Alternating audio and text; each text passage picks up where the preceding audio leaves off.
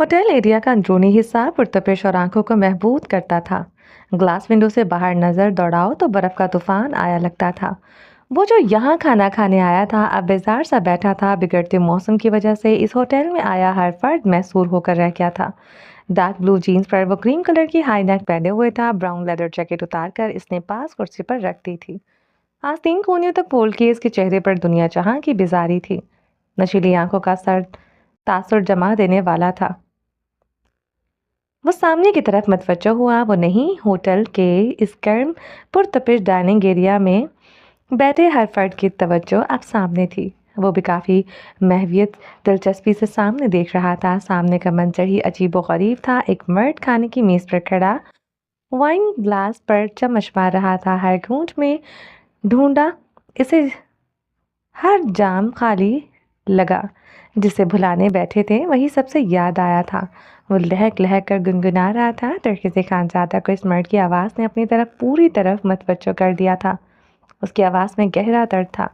उस मर्द की रंगत सांवली थी। नकूश बहुत पुरकशिश ना सही मगर अट्रैक्ट करते थे। वो अच्छी जिसामत का था। सफ़ेद पेन कोट पर इस पर सूट कर रहा था। इसमें कुछ भी ऐसा ना था जो किसी को मुतासर करता, मगर फिर भी कुछ ऐसा था जो एक पल के लिए ध्यान भटकाता था। शायद आंखों में छुप छाया खुमार और आवाज़ में दर्द की गहरी रमक। साकी ने पूछा, और पिलाओ? मैं हंसकर बोला, अगर यादें डूबती तो मैं अब तक मर चुका होता। वो ग्लास में पड़ा भूरा रंग का बचा थोड़ा सा माया अपने अंदर उंडेल चुका था। दरखज़े खानज़ादा ने अपनी हल्की घनी दाढ़ी पर हाथ फेरते टांग पर टांग जमा ली। होटल इंतज़ामिया में से एक वेटर इस मर्द की तरफ आया था। वो इसकी मेज़ से उतरने को कह रहा था, मगर वो मर्द उतरने को तैयार ना था और वो पूरी तरह नशे में डूबा लगता था। उसका आज का डिनर मेरी तरफ से, यहाँ जितने भी लोग हैं इन सब का बिल मैं पे करूँगा। वो ये सब अंग्रेज़ी में कह रहा था। वहाँ बैठे कैनेडियन और कुछ इंडियन अब मुकम्मल तौर पर इसकी तरफ मतवज्जो हो चुके थे। होटल का वेटर इस मर्द के मज़ीद मज़हबाना तरीके से नीचे उतरने का कह रहा था। इस मर्द ने अपने कोट की अंदरूनी जेब से कार्ड निकाल कर वेटर को दिया। सर प्लीज़ नीचे उतरें। वो वेटर अंग्रेज़ी में शाइस्ता तरीके से बोलते कार्ड लेने से इनकार कर चुका था। यहाँ बैठे काफ़ी लोग अपने खाने का बिल अदा कर चुके थे। दूसरा, ये मर्द गहरे नशे में था। नशा उतरने के बाद इसी मर्द ने सबसे इनकार कर देना था। कार्ड का नंबर ले लो मुझसे, उसने बुलंद आवाज़ में अपने कार्ड का नंबर बताया। वो वेटर हैरान हुआ था। कार्ड लेने से फिर भी वो इनकार कर चुका था। आज मेरी बीवी का जन्मदिन है। मैं हमेशा ऐसे ही सेलिब्रेट करता हूँ। पाकिस्तान में इस दिन मैं हज़ारों भूखे लोगों को खाना खिलाता हूँ। मुझे लगता है यहाँ बैठे चंद भूखे मस्कीन लोगों की मदद हो जाएगी। शक्ल से सब मेरी तरह बेचारे रंडवे मस्कीन लगते हैं। उसने झुकते हुए वेटर के शाने पर हाथ रख दिया। तरकज़े खानज़ादा के लबों को मध्यम सी मुस्कुराहट ने छुआ। वो ये सब उर्दू में कह रहा था और यहाँ ज़्यादातर कैनेडियन बैठे थे, उसकी उर्दू समझने से कासिर। यकीनन इस मर्द का अपनी बीवी से झगड़ा हो चुका था या बात तलाक तक पहुँच चुकी होगी। तरकज़े खानज़ादा इसकी टूटी बिखरी हालत देखते यही समझा था। इन सबको खाना खिलाने देने दो प्लीज़। वो अब मिन्नत समाजत पर उतर आया था। वेटर इससे मुसलसल नीचे आने को कह रहा था। अरे खिला दो सबको मेरे पैसों से खाना, मेरी बीवी की रूह को साले सवाब मिलेगा। वो यकदम बुलंद आवाज़ में चीखा था। तरकज़े खानज़ादा टेक छोड़कर सीधा हुआ। वो ये नहीं सोच सकता था ऐसे अब सामने खड़े मर्द से हमदर्दी हुई थी। उसका दर्द अपने अंदर उतरता महसूस हुआ था। वो कुर्सी से उठ खड़ा हुआ था। इस पूरे हॉल में वो दूसरा पाकिस्तानी था, एक सामने मेज़ पर खड़ा नशे में धुत मर्द और दूसरा खुद। दरकज़े खानज़ादा इस मर्द की तरफ बढ़ आया, हाथ बढ़ाकर इसे नीचे आने को कहा। वो दरकज़े खानज़ादा को देखते मुस्कुराया था। उसकी स्याह आंखें भी मुस्कुराई थीं, इनमें शनासाई की चमक थी। वो दरकज़े खानज़ादा का हाथ पकड़कर नीचे उतर आया। वेटर दरकज़े का शुक्रिया अदा करते चला गया था। शुक्रिया दोस्त, मैं इन गोरों पर भरोसा नहीं करता। उसने उसके कान में झुकते वहाँ बैठे हर फर्द को गंदी सी गाली दी। दरकज़े खानज़ादा इसके मुंह से शराब की बू पर मकदूर हुआ था, मगर वो बर्दाश्त कर गया था। इसे इसकी बीवी का सुनकर अफसोस हुआ था। दरकज़े खानज़ादा ने इसे वग़ार देखा था। वो इसे पहले भी देख चुका था, मगर कहाँ दरखज़ी खानज़ादा के दिमाग में क्लिक हुआ था। वो इसे कराची के एक होटल में देख चुका था। वो चेहरे कभी नहीं भूलता था। उसके सामने ही एक औरत को लिए होटल के कमरे में दाखिल हुआ था और इसे अपनी बीवी भी कह रहा था। दरखज़ी खानज़ादा को इसकी बीवी के मरने का अब हकीकतन गहरा दुख हुआ था। क्या मैं तुम्हारे साथ ज्वाइन कर सकता हूँ? उसने दरखज़ी खानज़ादा की आंखों में देखते पूछा। हाँ, क्यों नहीं? दरखज़ी सादगी से कहते अपनी मेज़ की तरफ बढ़ गया था। वो मर्द भी दरखज़ी के सामने ही कुर्सी खींचकर बैठा था। मेन्यू कार्ड उठाए वो अब वेटर को बुला रहा था। दरखज़ी खानज़ादा ने गौर से देखा था। मेज़ पर चढ़ा वो गहरे नशे में लगता था, मगर अब ऐसा नहीं लगता था। इसे वाइन पर वाइन ग्लास ख़त्म करते वो देख चुका था। उसका यही मतलब था, वो शराब नोशी का आदी था, इसलिए वो इस पर यूं असर नहीं कर पाई थी जितनी करनी चाहिए। इस खाने की पेमेंट मैं करूँगा, दरखज़ी खानज़ादा ने सीधे होते कहा, मगर मैं ये खाना अपनी बीवी के जन्मदिन की खुशी में दे रहा हूँ। ना मैं रंडवा हूँ और ना मैं मस्कीन, इसलिए खाने का बिल मैं खुद पे करूँगा।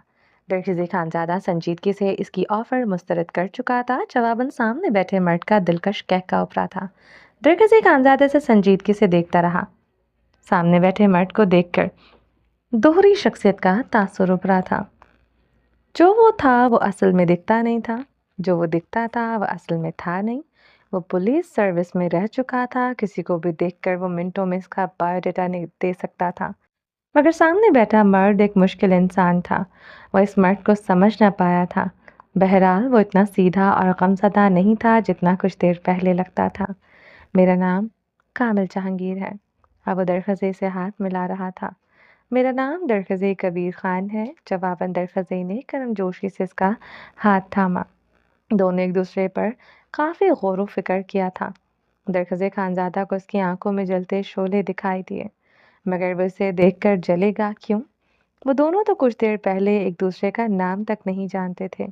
दरखज़े इसकी आंखों के तासुर पर उलझ कर रह गया था। कब हुई तुम्हारी बीवी की डेथ?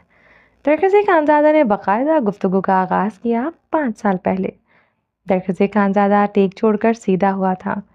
होटल में कुछ महीने पहले वो जिस औरत को अपनी बीवी कह रहा था, वो इसकी पहली नहीं दूसरी बीवी थी। दूसरी शादी करने के बाद भी पहली बीवी के गम में ही वो शराब पीना कुछ अजब था।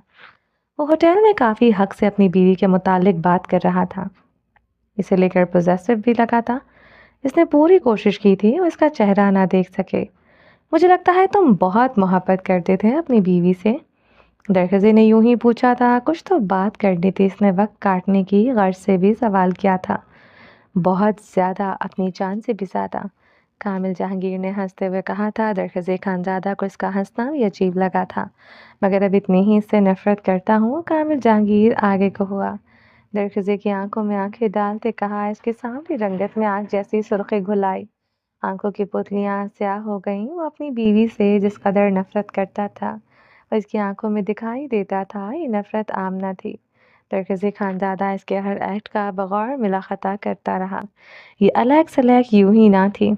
ऐसा भी क्या हो गया था? दरखज़े खानज़ादा ने बज़ाहिर आम लहजे में पूछा था, मगर इस मर्द की नफ़रत की वजह वो जानना चाहता था। इसने मुझसे बेवफाई की थी, मेरे बिस्तर में किसी दूसरे मर्द को सुलाती रही।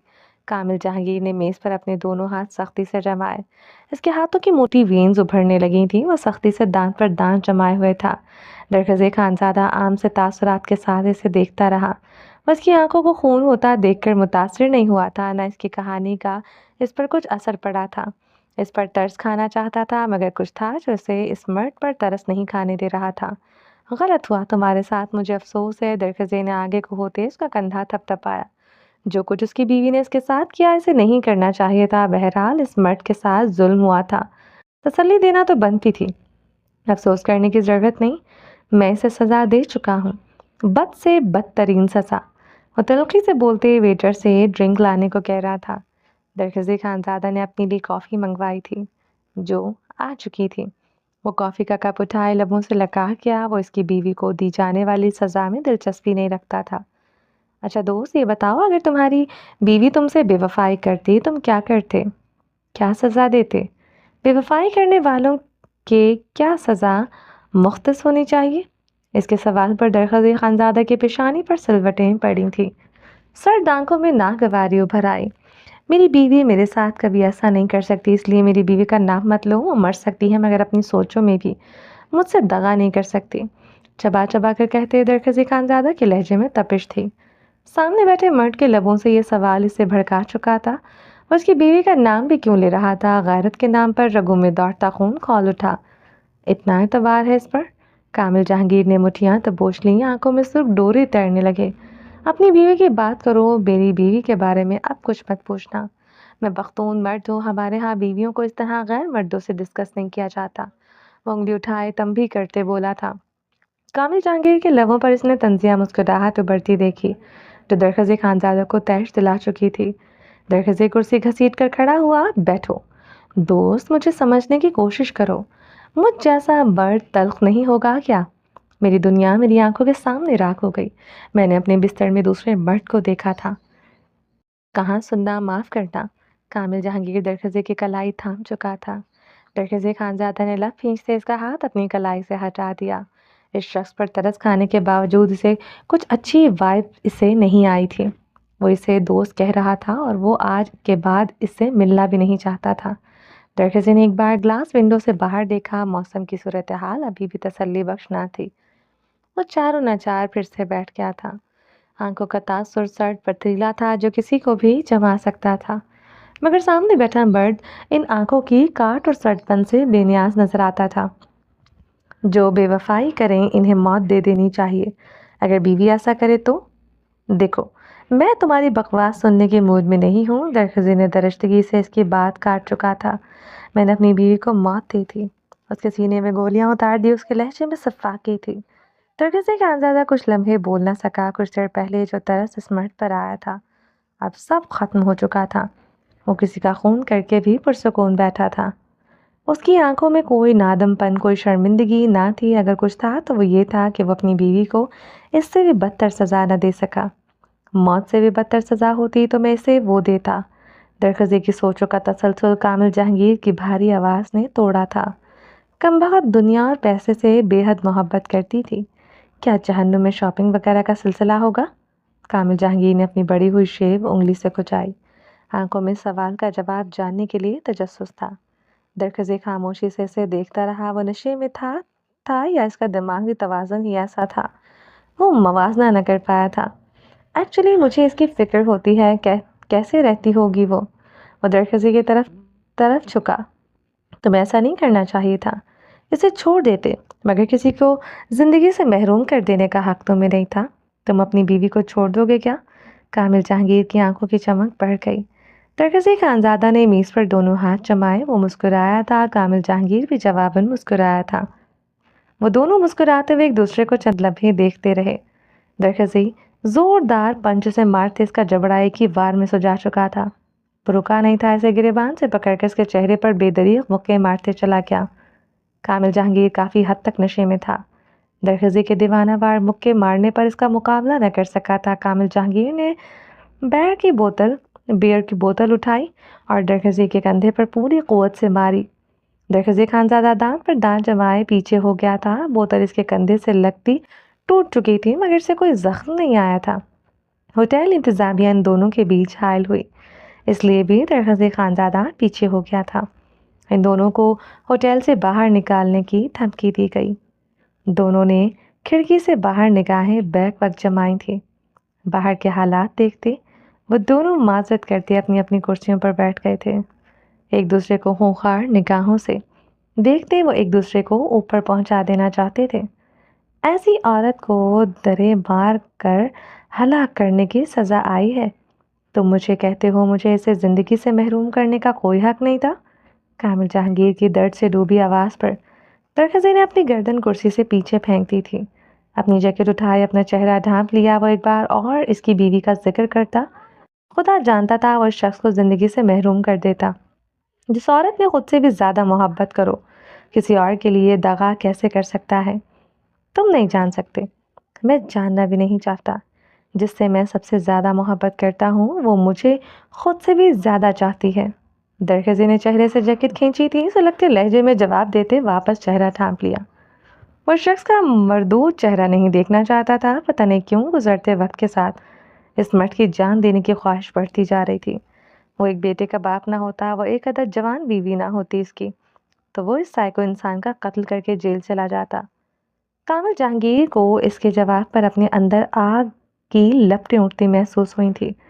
جس عورت کی چاہت پر وہ اکڑ رہا تھا، وہ بہت جلد وہ اسی عورت کی چاہت پر تھوکے گا، کسی عورت سے شدت سے نفرت کرے گا، اور پھر اس عورت کا ہر رنگ صرف کامل جہانگیر کے لیے ہوگا۔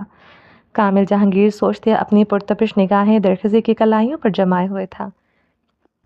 سفید کلائیوں پر سنہرے گھنے بال اور ابھری ہوئی وینز اس کی وجاہت کو بڑھاتی تھی۔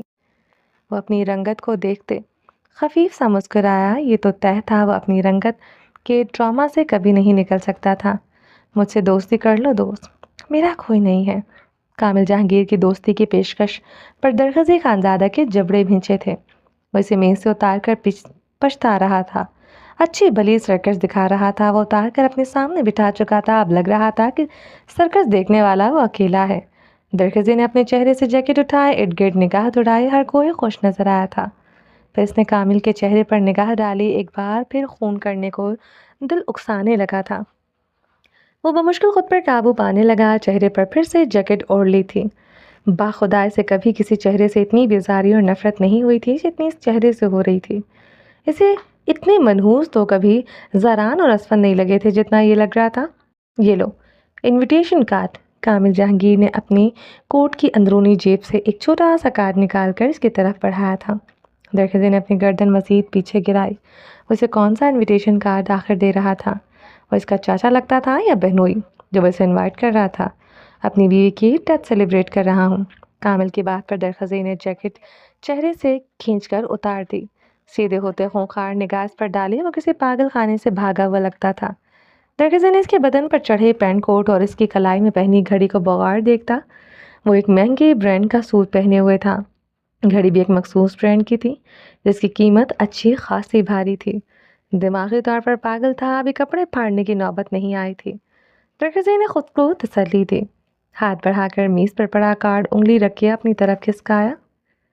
Death anniversary of my unfaithful wife. Some ending deserve to be remembered. This one deserve to be celebrated. درخزی نے کارڈ پر لکھے حروف پڑھتے خونخوار نگاہ اس پر ڈالی۔ تم نہیں سمجھ سکتے، جب کوئی بے وفائی کرتا ہے تو سینے کی چمڑی کے نیچے چھپے دل میں کیسے طوفان اٹھتے ہیں۔ قتل تو بے وفا کرتے ہیں، وفاداروں کا۔ کامل جہانگیر نے مسکراتے ہوئے کہا تھا۔ درخزی وہ کارڈ کے ٹکڑے ٹکڑے کرتے ہوا میں اچھال چکا تھا۔ بے وفا تو صرف بے وفائی کا اجر پاتے ہیں۔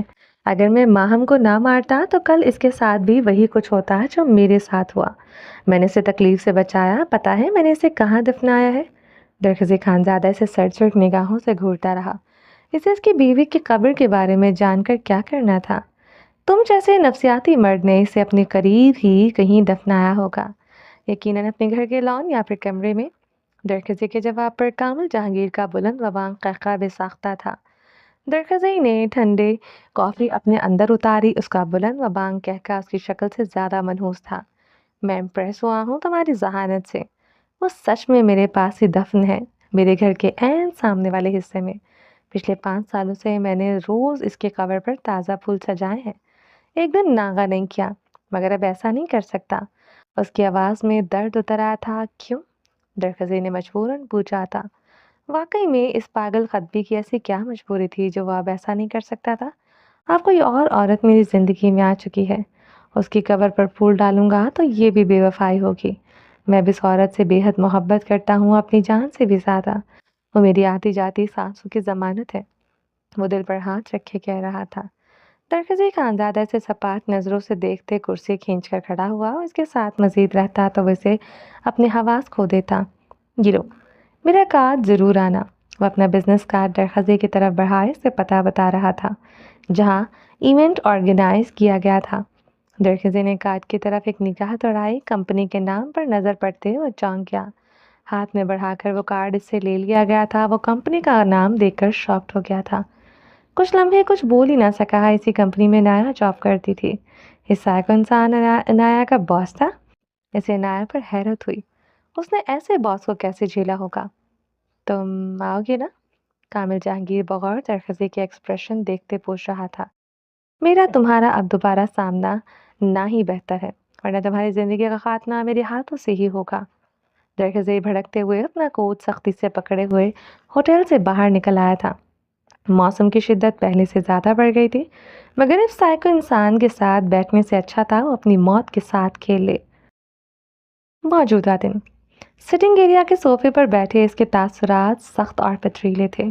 خوبرو ساحرانہ نقوش میں اضطراب کھلا تھا، مٹھیاں بھینچے وہ اپنے اندر اٹھتی کھولن پر قابو پائے ہوئے تھا۔ وقت کے ساتھ اس کی نشیلی آنکھوں کا انعکاس غیظ و غضب میں بدل رہا تھا۔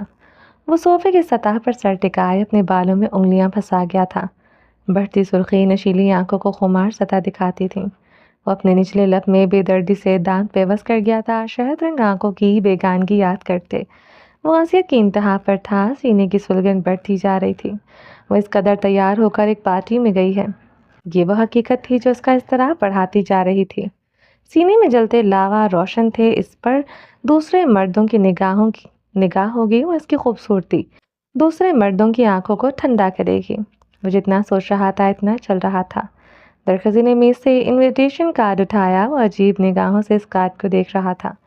کامل جہانگیر کچھ مہینے پہلے اسے اس ایونٹ کے لیے انوائٹ کر رہا تھا، جہاں اس کی بیوی اتنی تیار ہو کر گئی تھی۔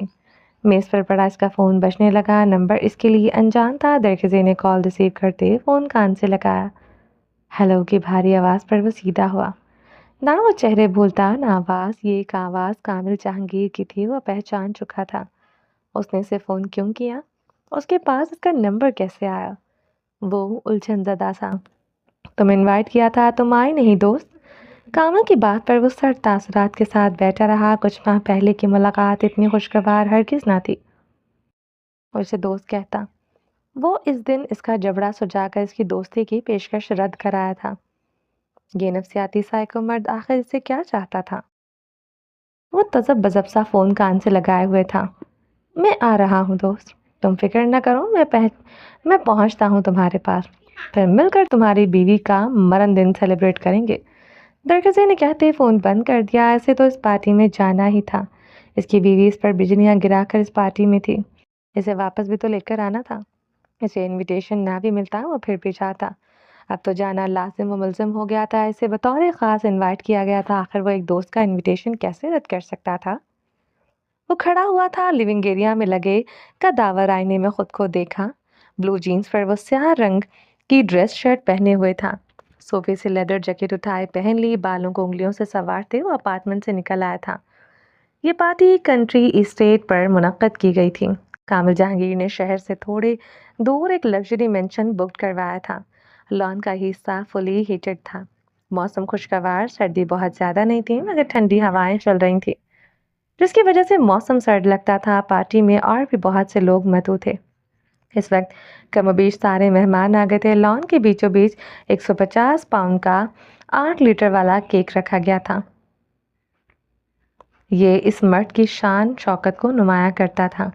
وہ سیاہ ڈنر سوٹ پہنے ہوئے تھا، جس کے کسرتی بدن پر بہت جچ رہا تھا۔ ویسٹ کوٹ کے اوپر پہنے کوٹ کی جیب میں سرخی گلاب اٹکائے ہوئے تھا۔ اسے اسی ساڑی میں آتے دیکھ کر کامل جہانگیر کے چہرے پر دبا دبا سا جوش امڈ آیا تھا۔ وہ یہ سیاہ ساڑی پہن کر آج جہنم میں اترنے والی تھی، کیا اس عورت کو معلوم نہ تھا؟ وہ پینٹ کی جیبوں میں ہاتھ ڈالتے مسکرایا۔ عنایا کی گلابی نگاہیں سامنے کی طرف اٹھی تھیں، گلابی نگاہیں سیاہ سرخ آنکھوں سے ٹکرا گئی تھیں۔ عنایا کی چلتی نگاہوں کی حدت شدت اختیار کر گئی تھی، مٹھیاں شدت سے بھنج گئی تھی۔ سفید رنگ پہننے والا مرد آج سیاہ رنگ پہنے ہوئے تھا، کیوں پہنے ہوئے تھا وہ اچھی طرح سمجھتی تھی۔ عنایا نے اپنی فر والی شال سے اپنا جسم اچھی طرح ڈھانپ لیا۔ اس مرد کی پرتپش نگاہیں اس کے لیے آگ تھیں، اپنا آپ جہنم میں جلتا محسوس ہوا۔ وہ اس کی طرف بڑھ نہ سکی تھی، کامل جہانگیر سے کئی قدم کے فاصلے پر وہ ٹھہر گئی تھی۔ وہ اسے رکتا دیکھ کر غیظ و غضب کا شکار ہو رہا تھا، لمحوں میں اس نے وہ یہ فاصلہ پاٹ لیا۔ وہ عنایا کے بالکل پاس اس مرد کے سامنے 2 قدم کی دوری پر کھڑا تھا، اسے یہ دوری بھی چبھتی تھی۔ وہ اس لڑکی اور اپنے درمیان ہر فاصلہ ختم کرنے کا تمنائی تھا، وہ اسے چھونا چاہتا تھا، اپنے سینے سے لگانا چاہتا تھا۔ یہ حق اس کے پاس ہونا چاہیے تھا۔ وہ اسے گہری نگاہوں سے دیکھ رہا تھا۔ مت دیکھو مجھے ایسے، خدا کے لیے مت دیکھو، تمہاری نظریں مجھے خود سے نگاہ نہیں ملانے دے رہی، میں اندر سے کٹ رہی ہوں۔ وہ دبے دبے لہجے میں غرائی۔ आंखों का गुलाबीपन सुर्खी में बदल गया था। तुम्हें नहीं लगता तुम्हें देखने के सारे इख्तियार मेरे पास होने चाहिए? जब हक मुझे मिलेगा तो मेरी निगाहों की हिद्दत पर शर्माया करोगी, मेरे सीने में छुप जाया करोगी। कामिल जहांगीर की आवाज़ गंभीर थी। मेरा जी करता है तुम्हारी ज़बान खींच लूँ, तुम्हारा कत्ल कर दूँ, मैं तुम्हें कभी नहीं अपनाऊंगी। मर भी रही होंगी तो तुम वो मर्द नहीं होगे जिसके पास अनाया पाशा आएगी। वो उंगली उठाए कह रही थी। बदन कांपने लगा था, सांसें दहक कर अंगारा हो गई थी। जब तुम्हारा शौहर तुमसे नफरत करेगा, तुम्हें ठुकरा देगा, तुम्हें गहरे समंदर में गर्क करना चाहेगा, तब तुम्हारा किनारा मैं हूँगा। मैं यानी कामिल जहांगीर तब भी मेरे पास नहीं आओगी। वो घुर्राया था। वो ऐसा क्यों करेगा? वो मुझे क्यों ठुकराएगा? मुझसे नफरत क्यों करेगा? क्या किया है मैंने?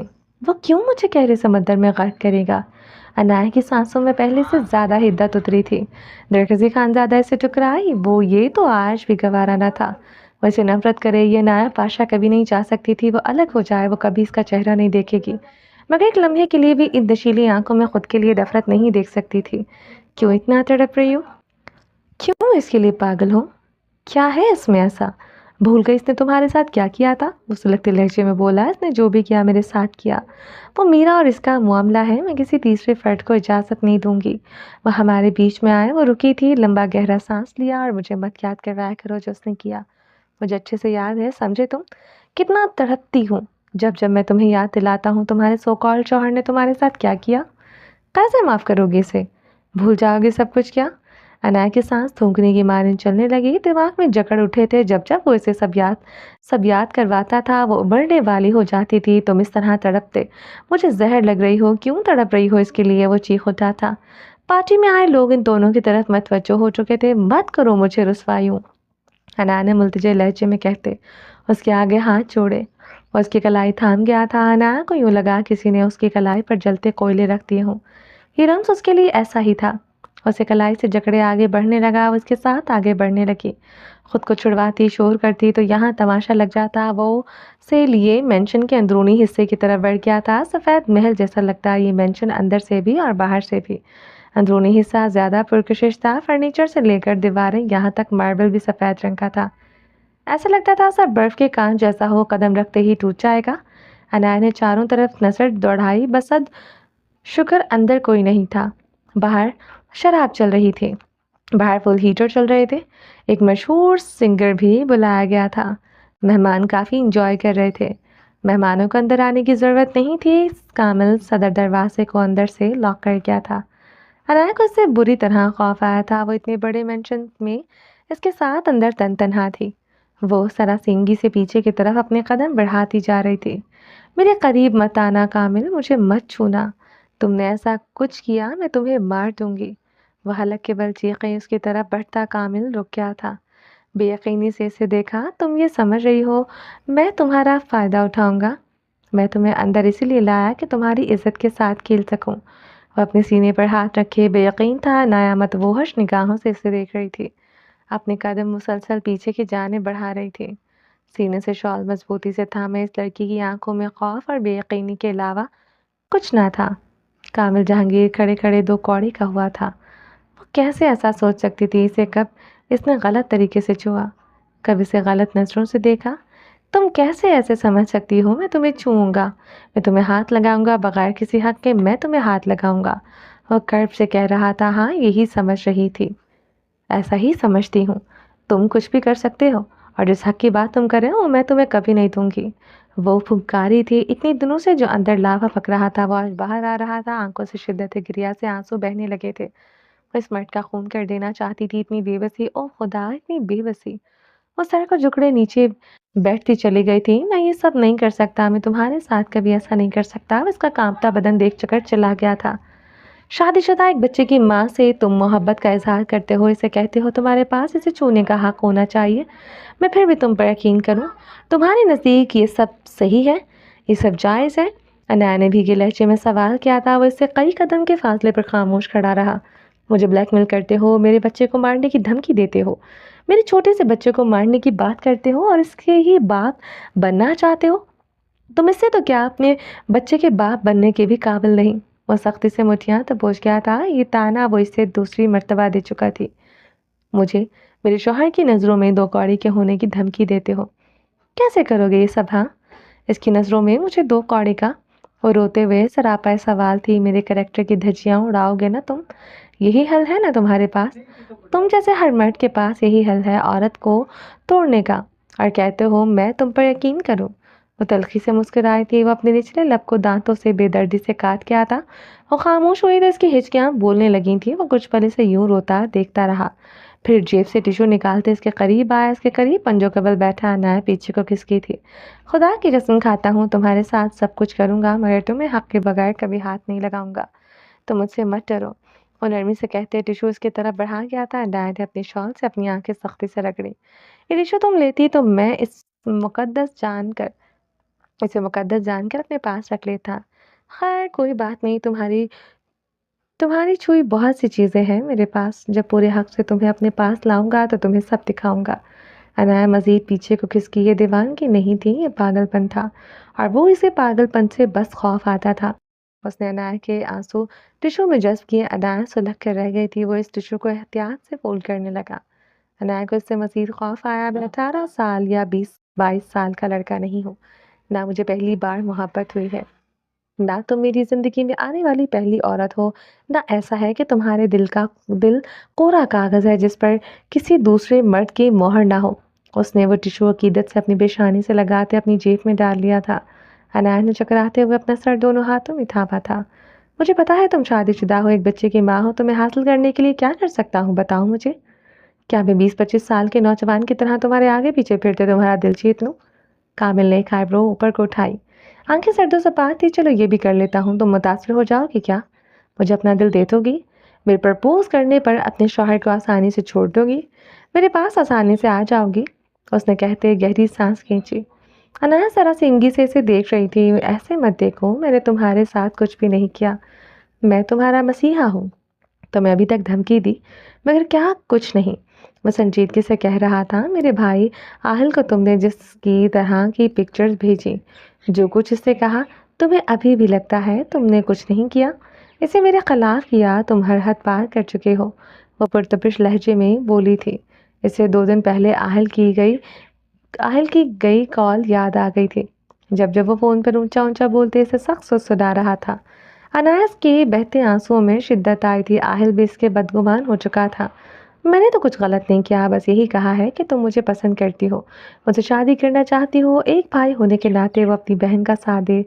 وہ پکچرز تو بہت عام تھی، میرے ساتھ تم گاڑی میں بیٹھی ہو، میرے ساتھ کھانا کھا رہی ہو، تمہارے بھائی نے میرا یقین کیا کیونکہ وہ تمہارے ساتھ نہیں تمہارے شوہر کے ساتھ ہے۔ اسے جتاتی نظروں سے دیکھتے بولا تھا۔ عنایت نے ایک بار پھر سے اپنی آنکھیں رگڑیں۔ سب یہی چاہتے ہیں تم اپنے شوہر کے پاس واپس چلی جاؤ، تمہارے گھر والے غلط ہیں، اب سب الزام مجھ پر تو نہ ڈالو۔ وہ اپنے کیے پر بالکل پشیمان نہیں لگتا تھا۔ عنایت نے فرش پر ہتھیلی رکھتے ہوئے کھڑے ہونے کی کوشش کی۔ میری بات ابھی پوری نہیں ہوئی۔ وہ اس کی کلائی جکڑے اسے بٹھا چکا تھا۔ جلتی آنکھوں میں وارننگ اتر آئی تھی۔ عنایت بے بسی سے اسے دیکھ کر رہ گئی تھی۔ میرے پاس کوئی آپشن نہیں سوائے اس کے کہ تمہیں بلیک میل کروں اور زبردستی تمہیں حاصل کروں۔ تمہارے بغیر میرے پاس ایک ہی رنگ رہ جاتا ہے، وہ ہے سفید رنگ۔ مجھے تمہیں ہر حال میں پانا ہے، تم میری زندگی کا ہر وہ رنگ ہو جس سے میں کبھی نفرت کرتا تھا۔ میں ایسے زندگی نہیں گزار سکتا، ایسے روز ماہم کی قبر کو دیکھتے گھنٹوں گزار دو، مجھے اس سے موو آن کرنا ہے۔ مجھے جیتی جاگتی تم اپنے پاس چاہیے ہو۔ انکار کرو گی تو مردہ اپنے پاس لے آؤں گا، تمہاری لاش کو دفناؤں گا نہیں، کیمیکل لگا کر اپنے پاس رکھ لوں گا، سمجھی تم؟ وہ حلق کے بل خور رہا تھا، لہجے میں دہشت اتر آئی تھی۔ میں پولیس اسٹیشن جاؤں گی، میں تمہارے بارے میں سب کچھ بتاؤں گی، وہ سفید پڑتے چہرے کے ساتھ کہہ رہی تھی۔ چلی جاؤ پولیس اسٹیشن، کچھ نہیں ہوگا، پیپرز ہیں میرے پاس جس پر تمہارے سائن ہیں، اور ایسے ڈاکیومنٹس بھی جس میں تمہارا کیا غبن ہے۔ تم نے میرے ساتھ کمپنی کے ساتھ دھوکہ کرتے لاکھوں ڈالرز اپنے اکاؤنٹ منتقل کیے ہیں۔ سارے ثبوت پولیس کو دکھاؤں گا، پولیس سمجھ آئے گی تم مجھ پر جھوٹا الزام لگا رہی ہو صرف خود کو بچانے کے لیے۔ میں نے ایسا کچھ نہیں کیا۔ عنایت کی آواز شدت سے کانپ اٹھی تھی۔ یہ تم جانتی ہو اور میں بھی، مگر پولیس ثبوتوں پر یقین کرے گی جو میرے پاس ہیں۔ وہ کمینگی سے مسکرایا تھا۔ عنایت کی آنکھوں کی نفرت کی کاٹ گہری ہوئی۔ وہ نفرت سے نگاہیں پھر گئی تھی۔ جتنی مرضی نفرت کر لو، جب تم سے نگاہ کروں گا تو یہ نفرت ختم کر دوں گا۔ اتنا چاہوں گا تمہیں کبھی کسی نے نہیں چاہا ہوگا، وہ کہتے کھڑا ہوا تھا، اور یہ کبھی مر کر بھی نہیں ہوگا سمجھے تم؟ وہ چہرہ اٹھائے چیخی تھی۔ اپنی انرجی مت ویسٹ کرو، میک اپ کا اچھا سا ٹچ اپ کر کے باہر آ جاؤ، مجھے تمہیں اپنے دوست سے ملانا ہے اور تمہیں دیکھ کر بہت خوش ہوگا۔ وہ پرسراریت سے مسکراتے دروازے کی جانب بڑھا۔ میں درگزی کو سب کچھ بتاؤں گی۔ عنایت کی دی گئی دھمکی پر اس کی مٹھیاں بھینچی، چہرے آنکھوں میں کرخت کی اتر آئی۔ پارٹی اٹینڈ کروں، مجھے یقین ہے اس کی نوبت نہیں آئے گی، وہ کہتا سرعت سے دروازہ کھولتے باہر نکل گیا تھا۔ چلیں جی، باقی کا نیکسٹ ایپیسوڈ میں کنٹینیو کریں گے۔ امید ہے آپ کو یہ ایپیسوڈ پسند آئی ہوگی۔ اگر آپ نے ابھی تک ہمارے چینل کو سبسکرائب نہیں کیا تو جلدی سے بھی سبسکرائب کر دیں، لائک اینڈ شیئر کریں اور اپنی رائے کامنٹ باکس میں لاسٹ میں دیں۔ اپنا ڈھیر سارا خیال رکھیے گا، دعاؤں میں یاد رکھیے گا۔ ملتے ہیں نیکسٹ ایپیسوڈ کے ساتھ، تب تک کے لیے اللہ حافظ۔